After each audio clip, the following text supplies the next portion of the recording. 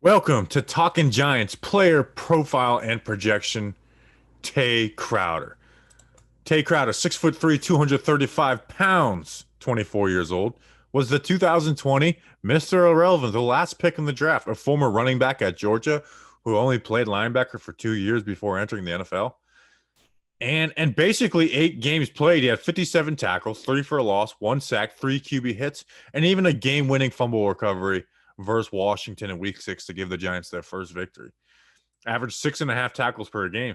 Man, I was perplexed when Tay Crowder was drafted so late. Like I remember a conversation us having after the 2020 draft. Like, well, one, why was he drafted this late? And it's like, why did the Giants even draft like a guy like TJ Brunson ahead of him? I was like, I feel like he's clearly better than TJ Brunson. And we have the proof. It's like, man, if this guy was picked in the third round, I would have been okay with it. Like, I really like this guy. And he came in and had more rookie production for Mr. Irrelevant than probably anybody ever, unless they were a kicker. Yeah. I feel like sometimes when I'm talking about you and I think everybody else remembers Tay Crowder as Mr. Irrelevant because every time we make a post about him, somebody will reply Mr. Irrelevant. So it's like, yes, I think everybody knows and we all know it by now. But sometimes in our evaluation, let's just say, of Tay Crowder, we forget that he's Mr. Irrelevant. And you're not supposed to find somebody who plays a significant amount of time on your defense. When he was out there and when he was starting, getting basically over 50-60% of the snaps. That was like his least snap share sometimes in a game, which he was healthy when he was out there and kind of fully established. So the fact that we got anything out of him and the fact that we got anything out of that spot, and Tay Crowder has an awesome story as well, kind of an underdog story. So excited to see what he can do this year. And he had for where he was drafted, an awesome 2020. Yeah, and like I remember, we are at least, I was pretty upset when they cut Ryan Conley. But part of me on that cut day was like, well, I'm excited to take Crowder's here. And if they had to make the decision between Crowder and Conley, I would have been okay with it. But Downs came in and he the Giants weren't playing 2 inside linebackers to start the season. And then San Fran, the offense they run, they were forced to play 2 inside linebackers. I remember making Devontae Downs my Giant factor. It's like, dude, you're going to have to show up this game. And he didn't. He played horribly because NFL teams are just very slow to play rookies, especially late round rookies. Downs plays starts the next week versus the Rams. After 4 snaps, he misses a tackle and they yank him. Tay Crowder comes in the game, and it's Tay Crowder's job, as long as he's healthy. The rest of the year had a little IR stint after his Washington touchdown. And I thought he played well, especially for what the expectations were. Like, he came in, he plays fast, he plays aggressive, which works perfectly when you have a linebacker like Blake Martinez and those 3 big D linemen of, Dexter, Leo, and Dalvin at the time. And I thought he played well. Like, he's got good instincts and coverage, not perfect.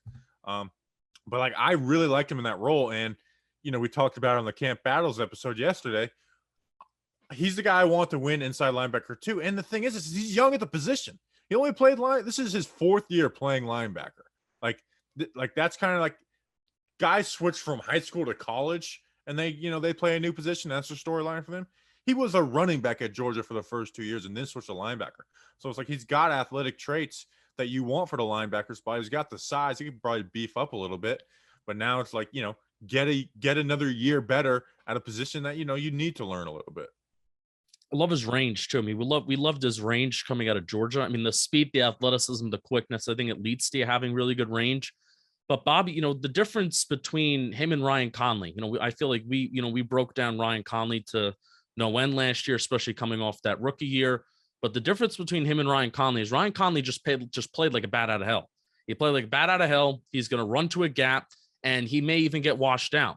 Tay Crowder, I find what's most impressive about Tay Crowder, along with just being productive from that Mr. Relevant spot, but he doesn't get washed out. He does have that range. He does have that quickness, that athleticism. He can go sideline to sideline. I feel that Cleveland Browns game where they run that outside zone scheme, I thought that was one of his best games of the season. He had some low moments. He had some bad games. I think Baltimore was a pretty bad game in coverage, and he had maybe some missed tackles. But that Cleveland game where it's outside zone, he's going sideline to sideline. I thought that was one of his best games, but also he does not get stuck behind defensive linemen, offensive linemen. He's patient. He baits the running back to go certain places, which I love that. Saw that against the Cowboys and Tony Pollard kind of sitting behind a defensive lineman, not getting washed out, not getting stuck. But then boom, once a running back goes one way, he pops out, he makes a play on the ball carrier. So really, Tay Crowder, the instincts are there, the patience was there, not getting washed out, but also he has the athleticism, the quickness, and the range that you want out of your interior linebacker to assist Blake Martinez. Yeah, and he's not like destroying blocks from offensive linemen. Like if he's going to win that, it's because he's using his speed and slipping by him. But when he does get blocked by an offensive lineman, like you said, he doesn't get washed away. He'll hold his own. He's not really going to destroy a ton of blocks once they're engaged, but he holds his own. And he does a good job with angles of not letting O linemen get that initial win at the time.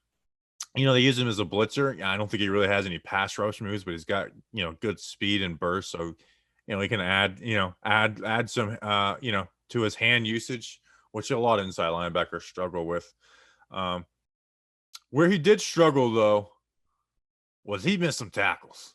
Like he had a 16.1% missed tackle rate, which was like top of the team basically.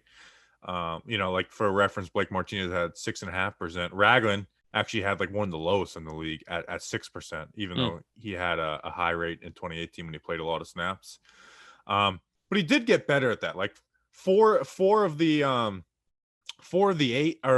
10 tackles that he missed were against Washington in week 6, and it got covered up by him returning that fumble for a touchdown. And they were pretty bad. Like they were open field, like Tay Crowder should make this tackle, and Antonio Gibson was breaking him down and beating him. But he also got better as the season went along. Like, do you remember any huge missed tackles as the year went on?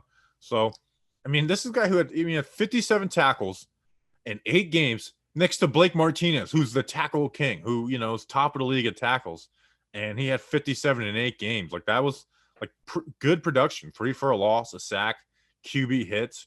Like he kind of did a little bit of everything, and he should have had an interception versus the Rams, and they overturned it, which they shouldn't have.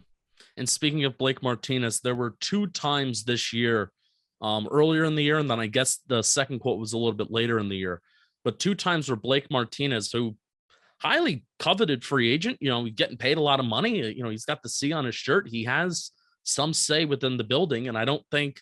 I would like to think that Blake Martinez just wouldn't say this to say this, but Blake Martinez was the one that said earlier in the year, I want Tay Crowder to play more. He said that, he said, I told Patrick Graham, I want this guy to play more. And that's, Devontae Downs was a little bit of a veteran. David Mayo, was he here still hurt? He was still around.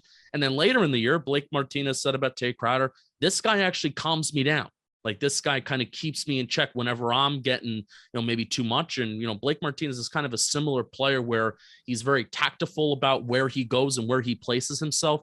And to hear him talk about Tay Crowder that way, where this guy keeps me grounded, I think that's awesome. And again, I'm talking about how Bobby and I, how we look at this guy, we are forgetting where he was drafted and how he's Mr. Irrelevant, and what he brought to the team last year was absolutely awesome. The sky's the limit for him kind of from here.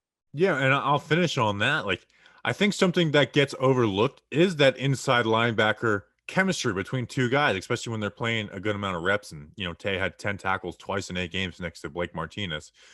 But, there's a lot of trust there. It's like, and something that we looked at when we were watching Blake Martinez Green Bay film, was like, man, they left Blake out to dry. They gave him no help with the second inside linebacker. They put a safety who didn't know what he was doing or play the wrong gap or get washed up, where you could tell Blake had some trust in him, that he didn't have with Devontae Downs or even David Mayo.